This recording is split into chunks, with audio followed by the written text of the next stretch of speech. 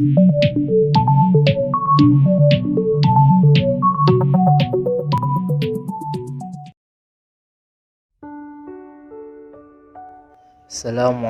warahmatullahi wabarakatuh. Innal hamdalillah nahmaduhu wa nasta'inuhu wa nastaghfiruh wa na'udzu billahi min shururi anfusina wa min sayyiati a'malina. May yahdihillahu fala mudhillalah wa may yudhlil fala hadiyalah. Asyhadu an la ilaha illallah wa asyhadu anna Muhammadan abduhu wa rasuluh. Qala ta'ala fi kitabihil karim. A'udzu billahi minasy syaithanir rajim. Ya ayyuhalladzina amanu taqullaha haqqa tuqatih wa la tamutunna illa wa antum muslimun. Amma ba'du. Pertama-tama marilah kita panjatkan puja dan puji syukur kehadirat Allah Subhanahu wa taala yang memberikan kita rahmat, nikmat serta hidayahnya sehingga kita bisa sehat seperti ini.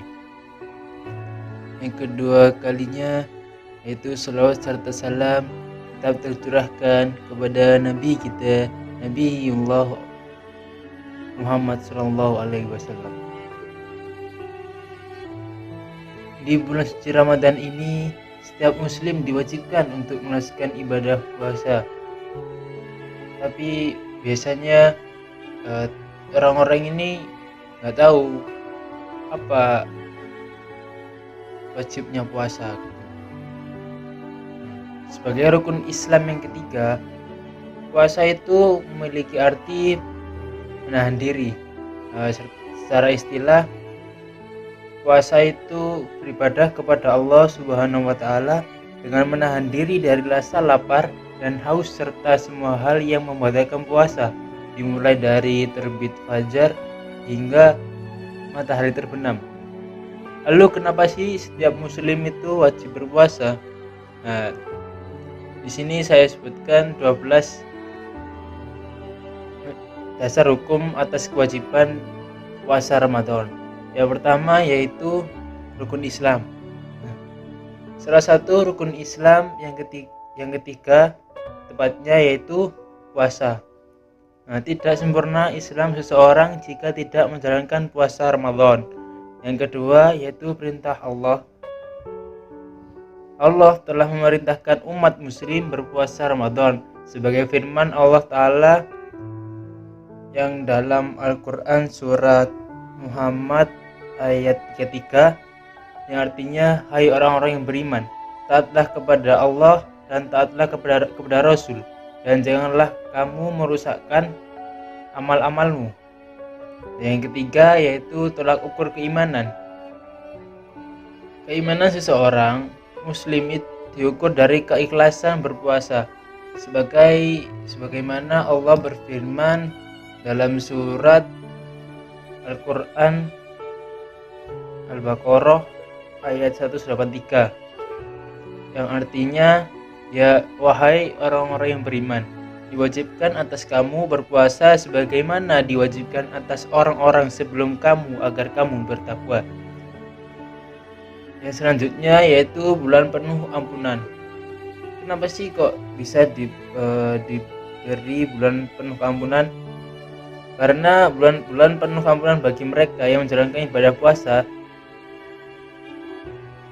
Rasulullah bersabda yang artinya, pada siapa yang berpuasa Ramadan dengan penuh iman dan mengharap pahala, maka akan diampuni dosa-dosanya yang telah lalu. Diriwayatkan oleh Bukhari dan Muslim. Yang kelima yaitu dibukakan pintu surga. Bagi yang berpuasa akan dijanjikan surga. Rasulullah pernah bersabda, ini artinya sesungguhnya di dalam surga terdapat sebuah pintu yang disebut Ar-Rayyan yang hanya dimasukkan oleh orang-orang berpuasa, dan tidak ada satupun yang masuk kecuali mereka. Tatkala ada yang menyeru, manakah orang-orang yang berpuasa? Maka mereka pun memasuki pintu tersebut, dan tak ada yang masuk dari pintu tersebut selain mereka. Hingga apabila mereka telah memasukinya, pintu tersebut akan ditutup, dan tak ada lagi yang memasukinya. Hadis riwayat Bukhari dan Muslim. Yang keenam yaitu dijauhkan dari neraka. Orang yang berpuasa akan semakin dijauhkan dengan api neraka. Rasulullah bersabda, barang siapa yang berpuasa 1 hari fi sabilillah, maka Allah akan menjauhkan wajahnya dari neraka sejauh 70 tahun perjalanan. Hadis riwayat Bukhari dan Muslim. Yang ketujuh yaitu bulan penuh berkah. Ramadan adalah bulan yang penuh berkah bagi muslim yang taat beribadah. Allah berfirman dalam surat Al-Baqarah ayat 185 yang artinya, beberapa hari yang ditentukan itu ialah bulan Ramadan, bulan yang di dalamnya diturunkan permulaan Al-Quran sebagai petunjuk bagi manusia dan penjelasan-penjelasan mengenai petunjuk itu dan pembeda antara yang hak dan yang batil. Yang ke-8 yaitu bulan bersejarah. Pada bulan Ramadan terjadi beberapa peristiwa bersejarah seperti contohnya Perang Badar, pembebasan Mekah, pembebasan Yerusalem, dan peristiwa penting umat muslim lainnya. Yang ke-9 yaitu malam Lailatul Qadar. Salah satu malam di bulan Ramadan terdapat malam Lailatul Qadar, di mana pahala di bulan itu dilipat gandakan layaknya 1000 bulan, sesuai dengan firman Allah dalam surat Al-Qadar ayat 1-5. Sesungguhnya kami menurunkan Al-Quran pada malam Lailatul Qadar. Tahukah engkau apakah malam Lailatul Qadar? Malam Lailatul Qadar itu lebih baik dari 1000 bulan. Pada malam itu turunlah malaikat-malaikat dan Jibril dengan izin Allah Tuhan mereka segala urusan. Selamatlah malam itu hingga terbit fajar. Yang ke-10 yaitu pahala berlipat ganda. Jika amalan ibadah sholat untuk umat yang melaksanakan puasa untuk Allah, jadi Allah menjamin pahala yang berlipat ganda dari ibadah tersebut. Sebagaimana dia berfirman yang artinya, kecuali amalan puasa tersebut adalah untukku, aku sendiri yang membalasnya. Yang ke-11 yaitu membuat tubuh sehat. Sebuah penelitian menyebutkan bahwa mereka yang puasa sebelum sekali memiliki risiko 58% lebih rendah terkena penyakit jantung dan diabetes dibandingkan yang berpuasa. Yang ke-12 yaitu lebih sabar dan menjauhkan diri dari maksiat.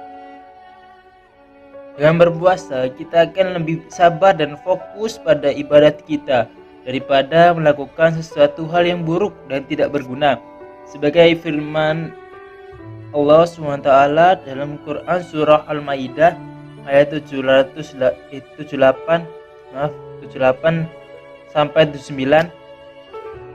yang artinya telah dilaknati orang-orang kafir dari Bani Israel dengan lisan Daud dan Isa putra Maryam. Yang demikian itu disebabkan mereka derhaka dan selalu melampaui batas. Mereka satu sama lain tidak melarang tindakan mungkar yang mereka berbuat itu. Sesungguhnya amat buruklah apa yang mereka lakukan itu. Nah, itu yang bisa saya sampaikan dari ceramah singkat ini. Mohon maaf atas kekurangan ataupun salah kata, karena saya hanya manusia biasa dan kesempurnaan hanya milik Allah SWT. Nuhun wal kalami wa yasturun wastabikul khairat. Wassalamualaikum warahmatullahi wabarakatuh.